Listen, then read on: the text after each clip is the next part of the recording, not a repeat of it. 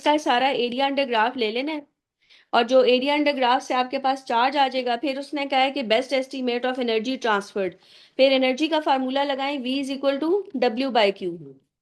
तो यहाँ से W एनर्जी ट्रांसफर निकल आएगी। ठीक है जी।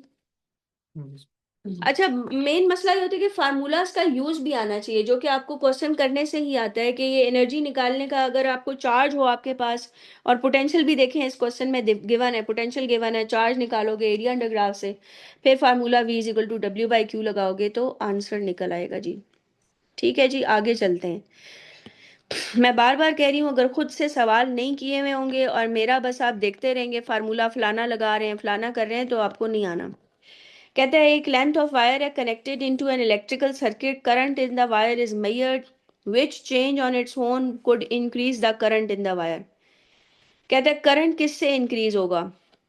लेंथ इंक्रीज करें तो रेजिस्टेंस बढ़ जाती है, करंट डिक्रीज होता है, इससे तो नहीं होगा।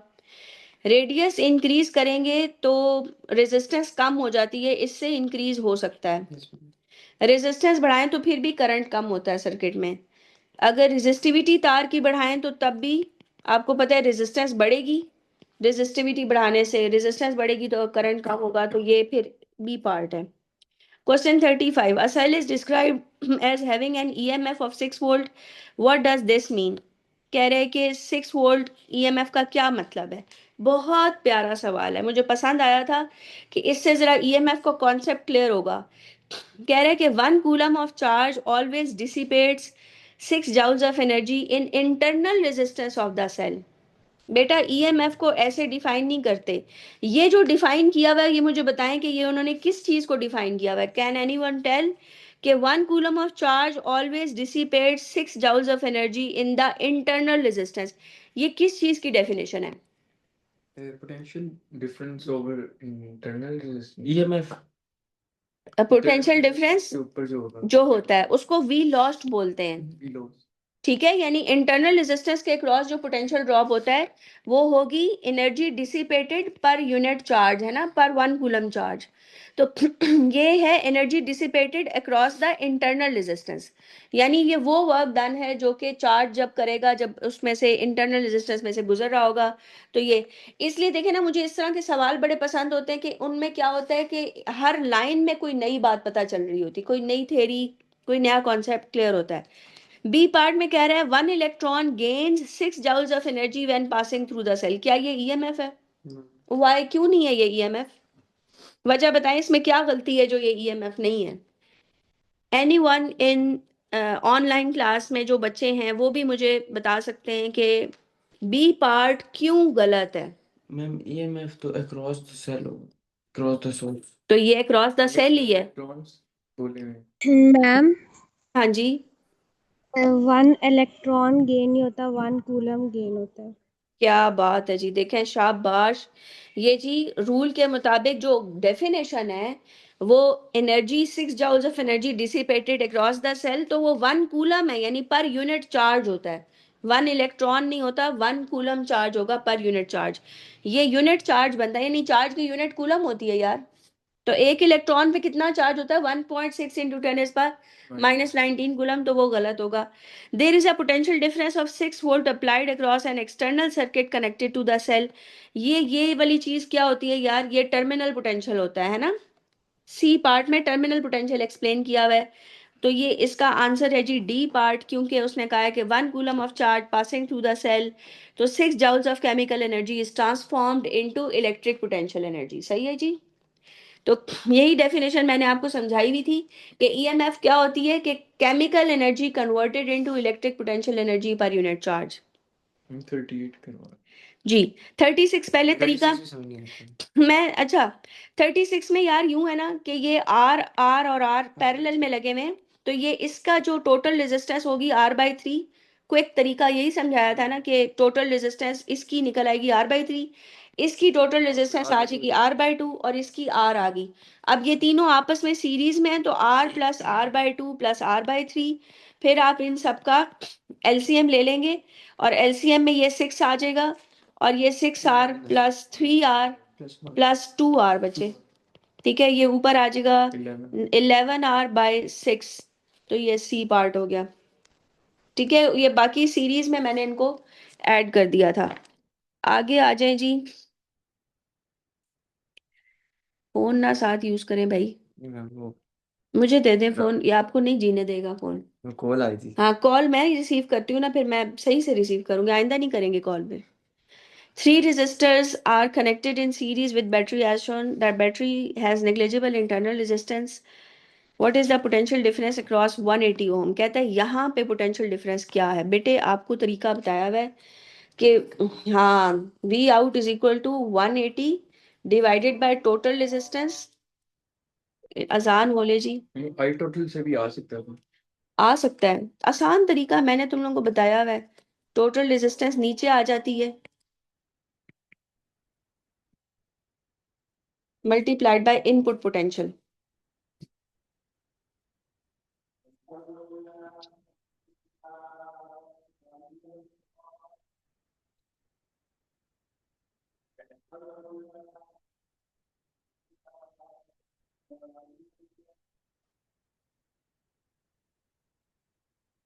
कैलकुलेटर से वो ऊपर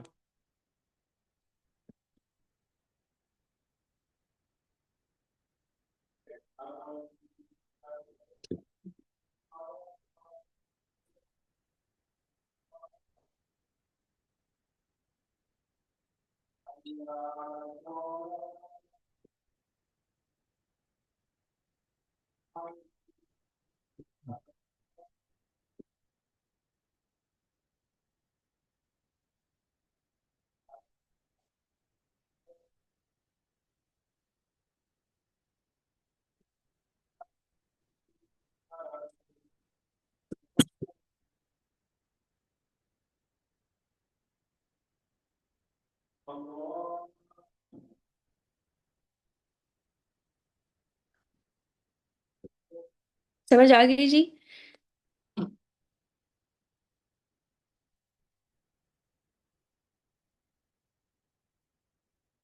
ये वाला फार्मूला आता है जी, ये बेसिकली मैं आपको बताऊं कि ये जो फार्मूला है ना, इसमें ये V इन ओवर R1 प्लस R2 ये करंट ही है, ठीक है ना हिशाम? जी हाँ। यानी टोटल पोटेंशियल को टोटल रेजिस्टेंस से डिवाइड करें तो डिवाइड करंट ही आ करंट जाता है, तो करंट को ही आपने रेजिस्टर से मल्टीप्लाई किया हुआ है। करंट को रेजिस्टेंस में हम्म, मेरे तो वी है।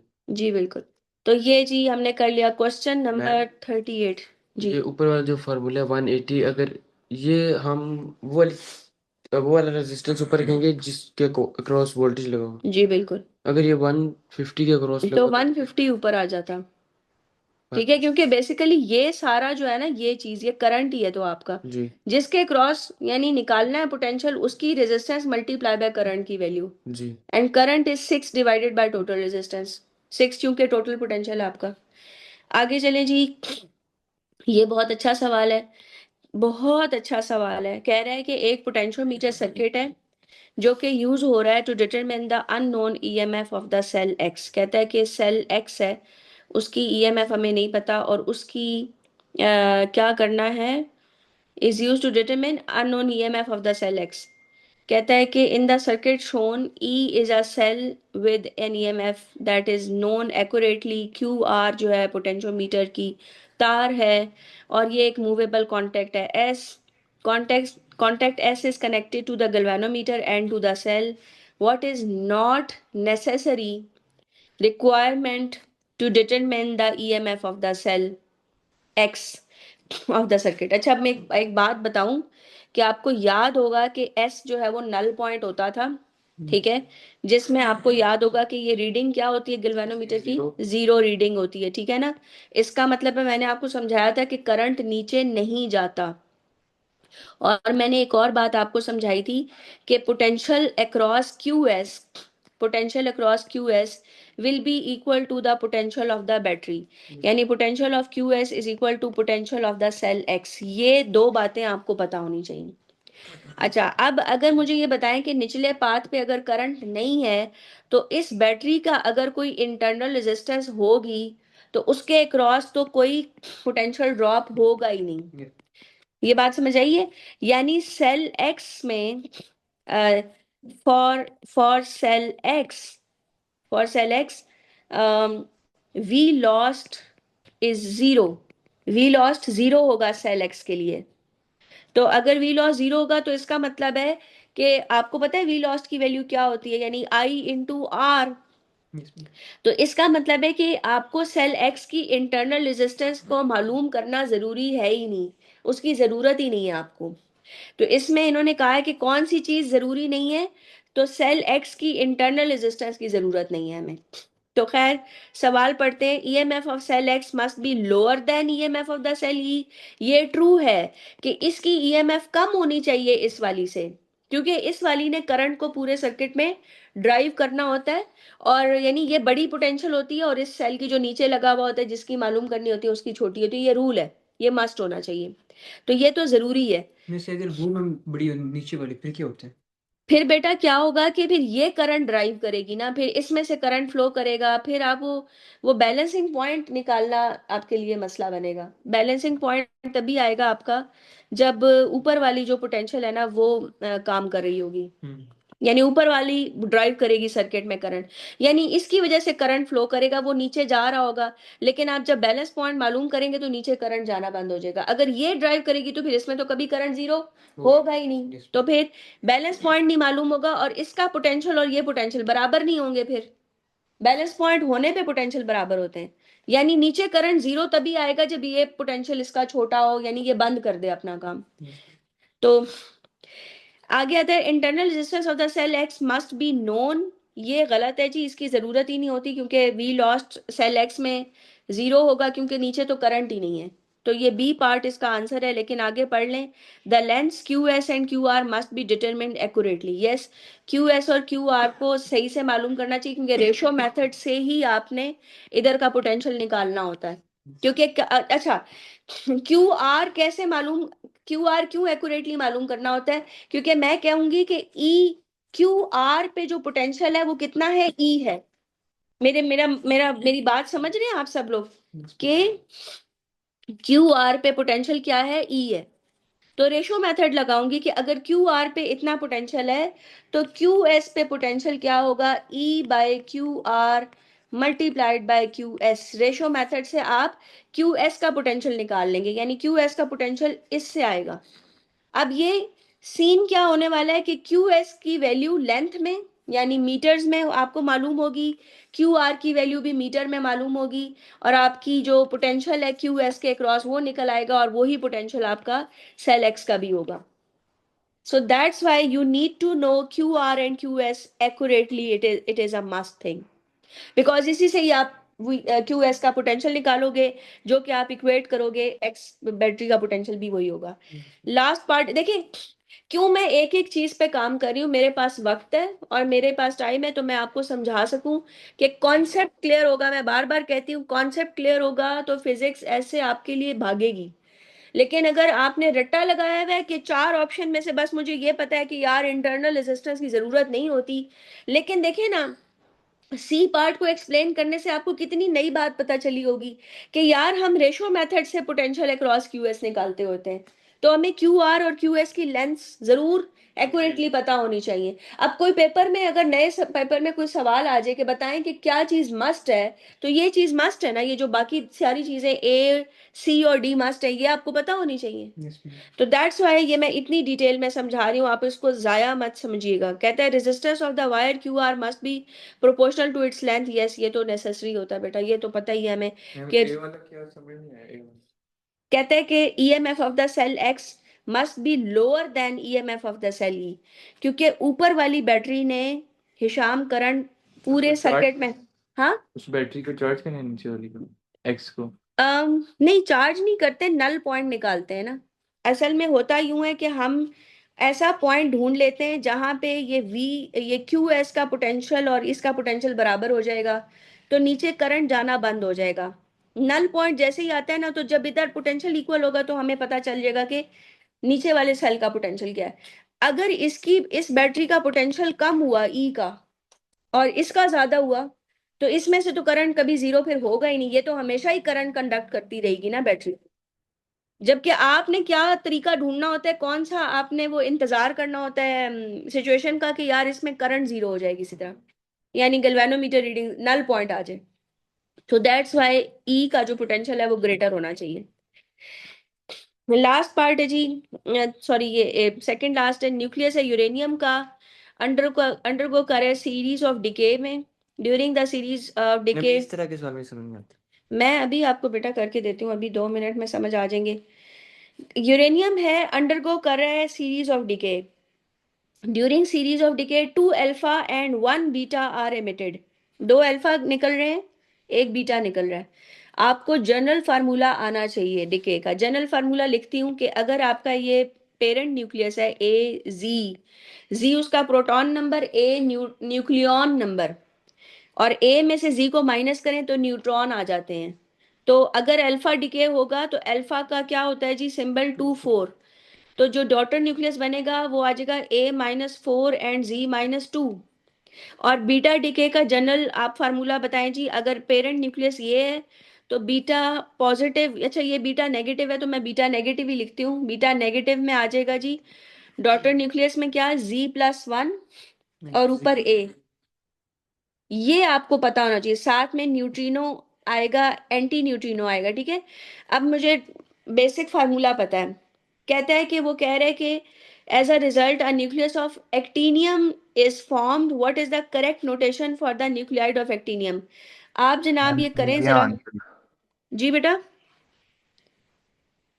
कह रहे आंसर मैम, बी। इसका आंसर बी है। ठीक है जी, मैं अभी इसको करके देखती हूँ कि बी आंसर कैसे आता है। Let us check. आपके यूरेनियम की क्या वैल्यू है जी, 92 एंड 235। 2 अल्फा निकलवाने हैं ना, ये लें जी इकट्ठे 2 अल्फा निकलवा दें, ठीक है। तो डॉटर न्यूक्लियस में से यहाँ से 4 और 4 8 जी, 235 -8 हो जाएगा। बीटा भी निकालना है, वो बीटा बाद में अगले स्टेप में मैं कर। 4 क्यों आया था ऊपर? अल्फा पार्टिकल, अच्छा हाँ समझ आ गया। ठीक है। तो 8 टोटल माइनस करने, बैलेंस करना होता है। 235 माइनस, यानी डॉटर न्यूक्लियस में से 8 माइनस हो गए, और नीचे से कितना माइनस होगा, 0 हो 4। जाएगा। 4 अच्छा दो है, 94 दो। ठीक ठीक। तो नीचे से 4 माइनस होगा। ये अब आपका डॉटर न्यूक्लियस आ गया जरा। 235 माइनस 8, 227 एंड नीचे 88। 88 88। अब इसमें से एक बीटा निकलवाएं, ठीक है। बीटा निकलेगा तो डॉटर न्यूक्लियस बनेगा जी, लेट से जो भी एक्टिनियम बन रहा है बाय द वे। तो ये आएगा जी, बैलेंस करवाएं, इधर 89 होना चाहिए और ऊपर वही रहता है, आपको पता और ही। 89 क्या होना चाहिए ऊपर नीचे? बैलेंस करेंगे ना, यहाँ पे अगर 88 है, इधर 88 बनाने के लिए इधर 89 होगा। एक से देखो, अभी मैंने वो जनरल इक्वेशन लिखी थी ना, एक से इंक्रीज करता है डॉटर न्यूक्लियस में। ये जनरल इक्वेशन दोनों याद करनी है आप लोगों ने। बीटा पॉजिटिव अगर होता तो यहाँ Z-1 आ जाता, और इधर न्यूट्रिनो आ जाता पॉजिटिव वाला। नेक्स्ट पे चलें जी। लास्ट क्वेश्चन है, which particle is fundamental. Fundamental इसमें जी इलेक्ट्रॉन है, ठीक है। अच्छा मुझे एक बात बताएं कि क्या क्वार्क फंडामेंटल होते हैं। नहीं। क्वार्क फंडामेंटल क्यों नहीं होते। यस यू आर राइट, नहीं होते फंडामेंटल, बट रीजन कोई बता सकता है जी। क्वार्क फंडामेंटल वो होते हैं जो फर्दर सब डिवाइड नहीं हो सकते, ठीक है। तो क्वार्क तो फर्दर सब डिवाइड नहीं हो सकते, तो फिर क्यों नहीं है फंडामेंटल फिर भी। मैम वो स्मॉलर पार्ट से नहीं बने होते। नहीं नहीं बेटा, quark is the smallest part, ठीक है। उसको मजीद आप, यानी कि क्वार्क के अंदर कोई और पार्टिकल एग्जिस्ट नहीं करता। फंडामेंटल तो हम उसको कहते हैं ना कि जो मजीद फर्दर सब डिवाइड ना हो सके। जैसे अब आप यहाँ पे देखें, न्यूट्रॉन और प्रोटॉन क्वार्क से मिलके बने हुए हैं, तो they are not fundamental. Hadrons जो होते हैं वो भी 3 क्वार्क से मिलके बने होते हैं, यानी हैवियर पार्टिकल्स होते हैं। Electron can not be further sub divided, so it is fundamental. But why quarks are not fundamental although they can not be further sub divided. इसके पीछे एक रीजन है। इसमें वैल्यूज जो होती हैं वो सेम होती हैं नहीं ज्यादा। नहीं बेटा, ये नहीं, ये कोई नहीं रीजन। एक बहुत वैलिड रीजन मेरे नोट्स में भी लिखी हुई है और मैं बताती भी हूँ। रीजन आ गई पेपर में तो आप लोग तो बैठे देख रहे होंगे, फिर कहेंगे पेपर मुश्किल है। मैंने नोट्स में भी लिखा हुआ है ये। मैम इनका बताएं जी। डीके हो उनका डिके क्या, क्या मतलब मुझे डिके की बात नहीं समझ आई मुझे। वो चेंज हो सकते हैं अब। नहीं बेटा, क्वार्क अकेला इंडिपेंडेंटली नहीं एग्जिस्ट करता, वो पेयर में एग्जिस्ट करता है या ट्रिपलेट में। यानी या 2 क्वार्क्स रह सकते हैं जैसे मीजॉन्स में 2 क्वार्क्स इकट्ठे रहते हैं जी और बेरियॉन्स में 3 क्वार्क्स रहते हैं, यानी या वो पेयर की फॉर्म में रहेंगे या 3 क्वार्क्स मिलके रहेंगे। तो वो ऐसा नहीं है कि एक क्वार्क अकेला आपको कहीं मिले, जबकि इलेक्ट्रॉन अकेला मिलता है। तो एक ऐसा पार्टिकल जो कि ना फर्दर सब डिवाइड हो सके और वो अकेला भी एग्जिस्ट करे, ये होती है फंडामेंटल की। ऑल्दो जो है ना वो क्वार्क्स जो है वो लाइटर पार्टिकल, यानी लेप्टॉन में आता है क्वार्क, लाइटर पार्टिकल है बट फंडामेंटल नहीं है। ठीक है जी, तो ये बात याद रहेगी कि फंडामेंटल नहीं है लेकिन लाइटर पार्टिकल है। आ जाए जी, नया पेपर है मई जून 21 का, वेरिएंट 12। नेक्स्ट, बहुत अच्छा सवाल है जी। एस्टिमेट करने का तरीका सलीका सीख लें। What is not a reasonable estimate of the physical property indicated, इनमें से कौन सा जो है ना रीजनेबल एस्टिमेट नहीं है। तो ये पहले बता रहा है ए पार्ट में कि 2000 वॉट की पावर डिसिपेट हो रही है, किससे जी, heating element of electric kettle से। यार इलेक्ट्रिक केटल की पावर इतनी होती है, ये आपको याद करनी पड़ेगी।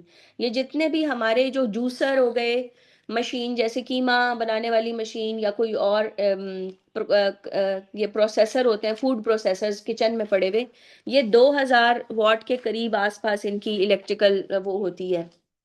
अच्छा, आगे कहते हैं बी पार्ट में कि volume of water in a swimming pool 400, मुझे बज़ाहिर काफी कम लग रहा है, लेकिन ये है कि छोटे स्विमिंग पूल भी तो पॉसिबल होते हैं। आगे कहता है मोमेंटम ऑफ द लॉरी, तो मोमेंटम ऑफ द लॉरी इसने दिया हुआ है 5 × 10⁵ तो मोमेंटम का फार्मूला होता है mass into velocity 5 × 10⁵। Velocity lorry की यार कितनी हो जाएगी, 80 किलोमीटर पर आवर। तो मैं 80 किलोमीटर पर आवर, 80,000 और पर आवर यानी 3600 सेकेंड्स इज इक्वल टू 5 × 10⁵। तो यहां से जरा मैथ्स निकालें लॉरी का क्या बनता है इसमें। अम, जरा जल्दी कीजिएगा।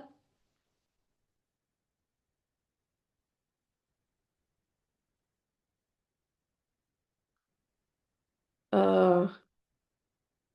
ये देखें जी, मैथ्स इसका 22500 बन रहा है। तो इसका मतलब है लॉरी इससे ज्यादा तेज चलती होगी, और इतना ज्यादा यार ये तो कुछ ज्यादा ही नहीं है, ये 22,000 बन रहा है इसका मैस किलोग्राम्स में। हम्म, अच्छा, वो कह रहे हैं which is not the reasonable estimate. जरा इसका वेट कर ले जरा, रेस हॉर्स का रेस हॉर्स का वेट होता है W = mg, इसका वेट उसने 600 दिया हुआ है। Mass of the race horse निकालती हूँ मैं, 9.181 इसको लगाऊं तो ये जी मैस 60 kg आता है। एक घोड़े का मैस 60 kg नहीं होता भाई, एक आम जो है बंदे का मैं, हाँ जी 80 kg होता है। तो घोड़े का मैस तो तकरीबन 3 बंदों के मैस के बराबर कम अज कम होगा। तो ये तो बिल्कुल ही, ये आंसर है, this is not a reasonable estimate. इस पे मैं फिर भी डाउट कर सकती हूँ कि क्या पता स्पीड उसकी ज्यादा मतलब वो हो, और जो लॉरी हैवी होती हो, मे बी वो बड़ी वाली लॉरी की बात कर रहा हूँ। उसमें सामान ज्यादा हो। जी सामान ज्यादा हो, बिल्कुल बिल्कुल, और वो बड़ी वाली भी हो सकती है, यानी वो ट्रॉला टाइप की कुछ लॉरी आप उसको भी कह सकते हैं। So that's why which quantity could have the unit of newton metre per volt. ये बहुत अच्छा सवाल है जी, चार्ज कैसे पता चला आपको। मैं वर्क डन ओवर होते ना वोल्टेज, हाँ, वर्क डन फोर्स इनटू यानी V रेजिस्टेंस। = W/Q कह रहे हैं ये लोग, ये कह रहे हैं तो W जो होगा वो V × Q आ गया, नहीं बल्कि सॉरी, FT हाँ, W जो होता है वो F × D है, ठीक है ना, यानी न्यूटन इंटू मीटर है। मतलब ये आ गया न्यूटन मीटर और ये आ गया वोल्ट। तो यहाँ से आप चार्ज की यूनिट निकाल सकते हैं कि वो क्या बनेगी, न्यूटन मीटर पर वोल्ट बनेगी। ठीक है जी, चार्ज, ये इसको क्रॉस मल्टीप्लाई कर लेंगे। ठीक है जी, आगे आ जाएं। अब ये सवाल ये बात बड़ा, समझ नहीं आया। कौन से, ये बहुत प्यारा सवाल है, आसान सा तरीका मैं जी आपको, बहुत इजी। और आपने बताएं बिलाल रजा कैसे किया है। ये मैंने पहले ये फाइंड किए हैं कंपोनेंट्स, वर्टिकल और हॉरिजॉन्टल, हॉरिजॉन्टल, उनसे फाइंड कर लिए। रिजल्टेंट। रिजल्टेंट उससे मैंने एंगल फाइंड किए। अच्छा, और एंगल अगर मैं तुम्हें एक आसान तरीका बताऊं तो तुम्हें बड़ा फायदा होगा। मैं ये करूंगी, इसमें लगाऊंगी कॉज लॉ। कॉज लॉ मैं क्यों लगाऊंगी कि दोनों वेक्टर्स हमें पता है, जब भी दो वेक्टर्स और एक एंगल पता हो तो कॉज लॉ आसानी से लग जाता है। इसमें मैं जनाब हेड टू टेल लगाने वाली हूँ। कि ये 10 न्यूटन की फोर्स है और दूसरे वाला ये ऐसे 6 न्यूटन है, ठीक है जी। हेड टू टेल से लगाया और ये जी मैंने क्या किया, tail of first and head of last ये कर लिया, ये मेरा रिजल्टेंट आ गया। अब मुझे बताएं कि अगर ये एंगल 40 है तो मैंने इसको उठा के यहाँ रखा है, तो ये एंगल भी तो 40 होगा, ये एंगल 40 आ गया। तो ये फार्मूला क्या होता था कि अगर ये ए है, ये बी है, ये सी है, तो ए का square is equal to B का स्क्वायर प्लस सी का square minus 2b C cos of angle between the two vectors. बस अब आप इसको सॉल्व करें तो ये 6.6 बनता है, तो डी पार्ट। लेकिन फिर एंड पे डाउट हो नहीं, क्यों डाउट होगा, मैंने मैं वैल्यूज नहीं, मैं मुझे ना वैल्यूज मतलब वो बहुत बड़ी हो जाएगी, कैलकुलेशन बड़ी हो जाएगी। इसमें तो हमें आईडिया है ना सारा, लेकिन ना उसमें वैल्यूज ज्यादा हैं, स्क्वायर ज्यादा बार आ रहे हैं। अच्छा अच्छा ठीक है, यानी कि तुम्हें ये डर है कि कहीं ये मैं गलत कैलकुलेशन अब। चलो ठीक है, जैसे तुम कंफर्टेबल हो। टाइम उतने लगेगा इसमें भी। तो बहरहाल ये है जी तरीका कॉज लॉ से। आपने जैसे ही आपका रिजल्टेंट आया बस एक ही आंसर आ गया, एंगल की भी हमें जरूरत नहीं पड़ी, वरना अदरवाइज एंगल निकालना पड़ता तो फिर ये एंगल निकालने के लिए जो आप दोबारा से कॉज लॉ भी लगा सकते हैं, वरना तो ये तरीका है जी। आगे चलें जी, अगला क्वेश्चन। नेक्स्ट क्वेश्चन में जी ये कह रहे हैं कि ये 250 है, ये वाली जो वैल्यू है ना, यानी पूरी रेंज इसकी 250 है। उस हिसाब से देखें ये 1 2 3 4 5 और ये 10 डिविजन्स हैं, यानी एक जो डिवीजन है बेटा वो 250 को 10 से डिवाइड करें तो एक डिवीजन 25 की है, और एक जो छोटी वैल्यू है वो 25 को 5 से डिवाइड करें तो एक छोटी वैल्यू 5 की है। बस अब आप कर लें, ये आ जाती है 6 7, यानी 7 को आपने 25 से मल्टीप्लाई करना है तो ये वाली वैल्यू पता चल जाएगी।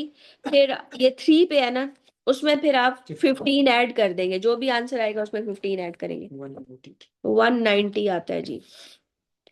नेक्स्ट क्वेश्चन नंबर 5 है, वो कह रहे हैं कि how many pieces of equipment are precise and accurate. Precision बेटा वो होती है जिसमें वैल्यूज करीब करीब हों, तो ये दो प्रिसाइज हैं, तो दो जो हैं प्रिसाइज हैं, ठीक है जी। यहाँ से दो प्रिसाइज आ गई, या सी है या डी है। और एक्यूरेट कौन सी होती है कि एवरेज वैल्यू अगर एग्जैक्टली उस पे आ रही हो ट्रू वैल्यू के ऊपर, ये देखें इसका एवरेज और इसका एवरेज 2 पे आ रहा है, तो ये दोनों जी एक्यूरेट हो जाएंगी। फिर इसका मतलब है कि इनमें रीडिंग्स में दो एक्यूरेट हैं और दो ही प्रिसाइज हैं, तो ये डी पार्ट बनेगा, ठीक है जी। प्रिसीजन के लिए टीक होना उसका, यानी कि वो बारीक ग्राफ होना जरूरी है कि सारी रीडिंग्स क्लोज हैं एक दूसरे के, और एवरेज अगर आपका एग्जैक्ट ट्रू पे ऊपर आ रहा है तो देन यू आर एक्यूरेट, ठीक है। तो इसलिए दो एक्यूरेट बने, यानी एक्स और जी एक्यूरेट हैं आपके, एक्स एंड जी, और दो प्रिसाइज बने, कौन कौन, वाई एंड जी, ठीक है जी। आगे चलें। मैम एक्यूरेट तो भाई जी नहीं होगा। नहीं बेटा, वाई तो एक्यूरेट नहीं है, क्योंकि इसका एवरेज देखें जरा आप, ट्रू वैल्यू से कितना दूर इसका एवरेज बन रहा है।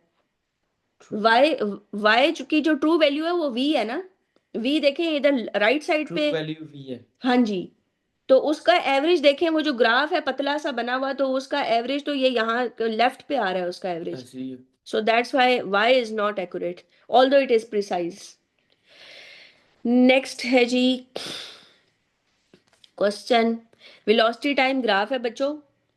तो वैक्यूम के अंदर कोई ऑब्जेक्ट गिर रही है, ठीक है जी, वैक्यूम के अंदर, तो वैक्यूम में गिरे तो एक्सेलरेशन जो होती है वो कांस्टेंट होती है, तो स्ट्रेट लाइन होनी चाहिए, या ये होगा या ये होगी।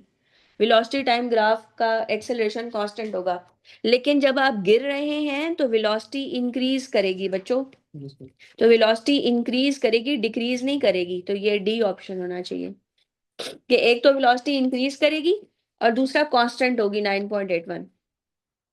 आगे आ जाए जी, ये बहुत ही मजेदार सवाल, क्वेश्चन नंबर 7 कह रहा है कि आपने आर के लिए इक्वेशन निकालनी है। आर आपका horizontal is equal to D by T, horizontal में सिर्फ ये फार्मूला लगता है, और हॉरिजॉन्टल में अगर ये फार्मूला लगता है तो इसको आप डिकम्पोज कर लें, क्योंकि आपको हॉरिजॉन्टल की वेलोसिटी चाहिए होगी। हॉरिजॉन्टल की वेलोसिटी लगाई जी v cos theta, distance r आ गया, और बाय द वे ये टोटल डिस्टेंस है तो टाइम भी टोटल टाइम है, total time for whole motion, for whole path, ठीक है, सारे पाथ के लिए टोटल टाइम है ये। अगर आप मिस कर जाएंगे तो गलत हो जाएगा क्वेश्चन। तो आपका जो आर आ गया v cos theta into T. अब मसला ये है कि जो सारी इक्वेशंस है उसमें टी तो है ही नहीं, तो टी निकालना है। टी निकलेगा वर्टिकल मोशन को कंसिडर करने से। वर्टिकल मोशन में आपको पता है कि सारी इक्वेशन ऑफ मोशन लगती हैं, लेकिन मुझे चूंकि वर्टिकल हाइट का कोई अता पता नहीं है, तो मैं ऐसी इक्वेशन यूज करूंगी वर्टिकल की जिसमें हाइट यानी डिस्टेंस ना हो, और वो एक ही इक्वेशन है, वो है v is equal to U plus A T. लेकिन इसमें एक बात का ध्यान रखिएगा कि वर्टिकल जो इनिशियल वर्टिकल वेलोसिटी है that is v sine theta, initial vertical velocity. और जब वो क्यू पॉइंट पे हिट करता है तो इसकी जो फाइनल वर्टिकल वेलोसिटी है वो माइनस वी साइन थीटा है। तो यहाँ पे फाइनल वर्टिकल वेलोसिटी में लगेगा माइनस वी साइन थीटा, और इनिशियल वर्टिकल में लगेगा v साइन थीटा, और प्लस g हमेशा डाउनवर्ड होती है तो नेगेटिव लगेगा डाउनवर्ड की वजह से, और यहाँ आ गया t। अब minus V sine theta is equal to minus G T, मैंने वी साइन थीटा उधर ले गई, minus two V sine theta is equal to minus G T, negative cut गया दोनों साइडों से, टाइम आपका आ गया two V sine theta over G. इस वैल्यू को इधर पुट कर दें, आपका जी आंसर आ जाएगा, ये आ जाएगा r is equal to V cos theta into time की जगह आ जाएगा two V sine theta over G. ये G two V square sine theta cos theta over G, ठीक है जी। ये दोनों v आपस में मल्टीप्लाई होंगे तो v स्क्र हो जाएगा, तो ये आ गया बी पार्ट। समझ आई जी। पहले हमने हॉरिजॉन्टल इसलिए लगाया था क्योंकि r हॉरिजॉन्टल डिस्टेंस है, इसलिए ये वाला हॉरिजॉन्टल जो होता है मोशन उस पर सिर्फ एक ही फार्मूला लगता है। उधर से हमने r निकाल लिया यानी डिस्टेंस, लेकिन टाइम अननोन था, फिर उसके लिए वर्टिकल मोशन कंसिडर करना पड़ा और ऐसी इक्वेशन चूज करनी पड़ी जिसमें डिस्टेंस नहीं था, क्योंकि मुझे वर्टिकल हाइट नहीं पता थी। फिर बस सॉल्व कर लिया। अब इसमें जो मेजर यानी कि रोल प्ले करता है, यानी ये मुश्किल सवाल इसलिए क्योंकि final vertical velocity minus V sine theta और initial vertical velocity plus V sine theta थी, ठीक है जी।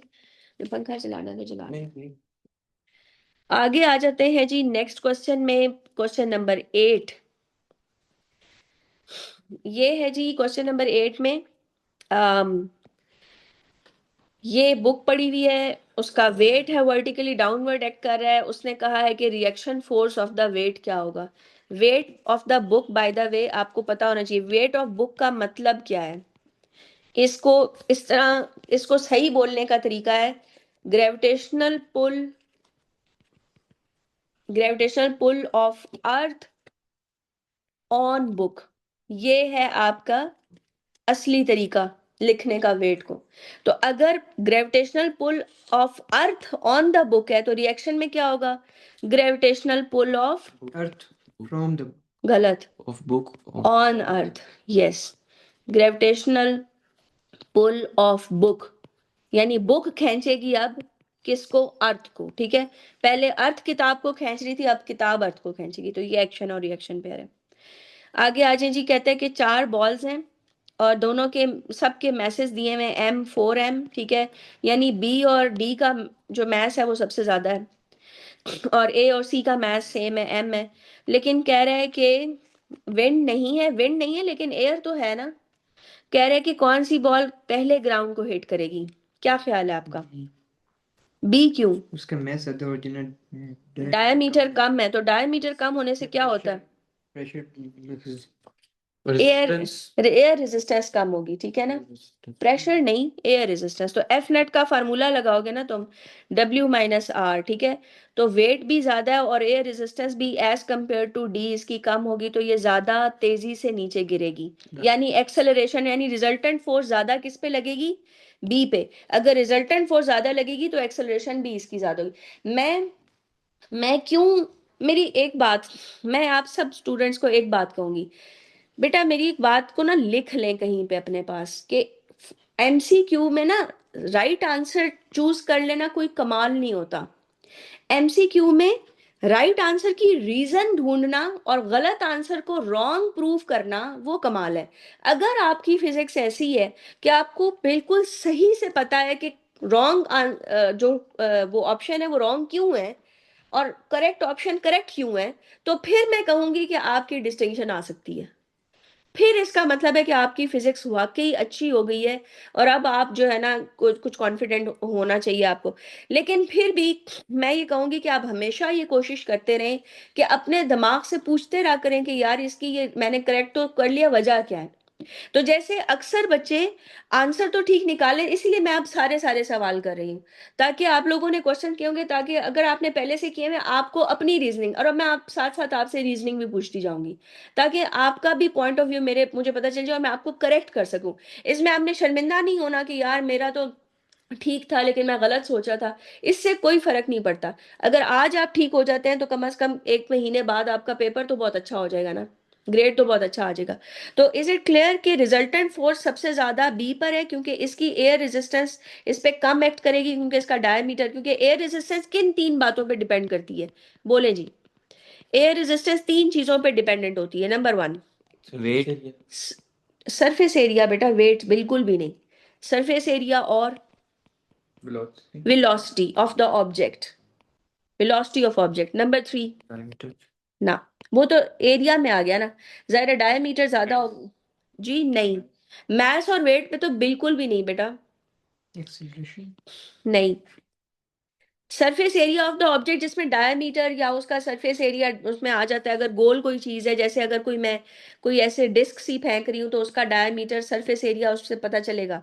वेलोसिटी ऑफ द ऑब्जेक्ट पे डिपेंड करेगी एयर रेजिस्टेंस, ज्यादा होगी velocity air resistance. Density of what? Object. No air. जी, डेंसिटी ऑफ मीडियम। ठीक है, मतलब हनी में आप फेंकें और एयर में फेंकें तो डिफरेंस है। जी। तो रेजिस्टिव फोर्स मीडियम पे डिपेंड करती है। गहराई में फिजिक्स को सीखें, अच्छा सा प्यारा सा फिजिक्स को सीखें। ठीक है जी, last question of the day, ये जी क्वेश्चन नंबर 10 है। जल्दी जल्दी इसको मैं वाइंड अप करूंगी। कह रहा है कि एक नाइट्रोजन का मॉलिक्यूल है और वो हिट कर रहा है एक और नाइट्रोजन के मॉलिक्यूल को, इसका मतलब है दोनों का मास आइडेंटिकल है, दोनों नाइट्रोजन के मॉलिक्यूल्स हैं। और इसको देखते साथ ही मुझे अंदाजा हो रहा है कि law of conservation of momentum लगना है। उसने कहा है कि वेलोसिटी निकालो, वी निकालो, तो मैं law of conservation of momentum पहले हॉरिजॉन्टल डायरेक्शन में लगाऊंगी फिर वर्टिकल में। ये देखें जी, law of conservation of momentum लग रहा है। आप देखें कि हॉरिजॉन्टल में लगाने के लिए मैं पहले इसको डिकम्पोज कर लूंगी, यानी 180 कॉज ऑफ 55 एंड ये आ गया 180 साइन ऑफ 55। और जी इधर दूसरी तरफ आप डिकम्पोज कर दें इसको भी, ये आ गया v कॉस ऑफ 34 और ये आ गया जी v sine of 34। By the way ये नेगेटिव डायरेक्शन में है तो नेगेटिव साइन इधर लिख लिया।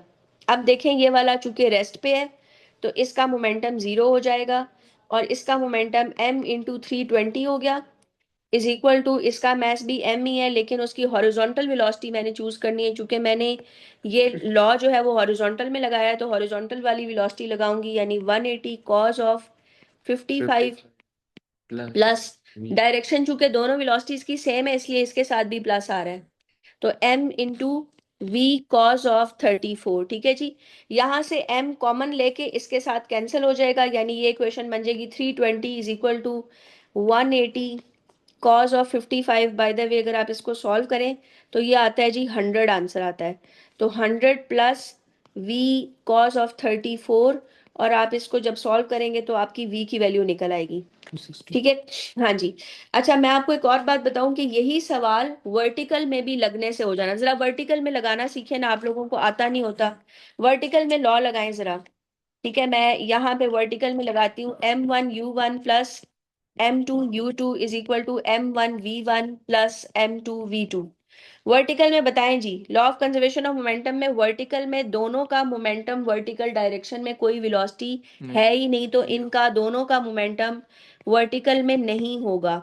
और इसका मोमेंटम वर्टिकल में देखें, इसका मास m है, वो मोमेंटम 180 साइन ऑफ 55, ये वेलोसिटी आ गई, plus mass into minus v sine 34। ठीक है जी, इधर से ये दूसरी इक्वेशन बन जाती है। कभी कभार दोनों में लगाना पड़ता है और साइमल्टेनियसली फिर सॉल्व करना पड़ता है, लेकिन यहाँ पे इसी से ही काम हो गया। अगर आप इधर से भी v निकालेंगे सेम आंसर आएगा। ठीक है जी, तो चलें जी बस करते हैं, कल इंशाल्लाह बाकी करेंगे। अपना ख्याल रखिएगा आप सब लोग। एक मिनट मैं जरा पिक्चर ले लूं। हैं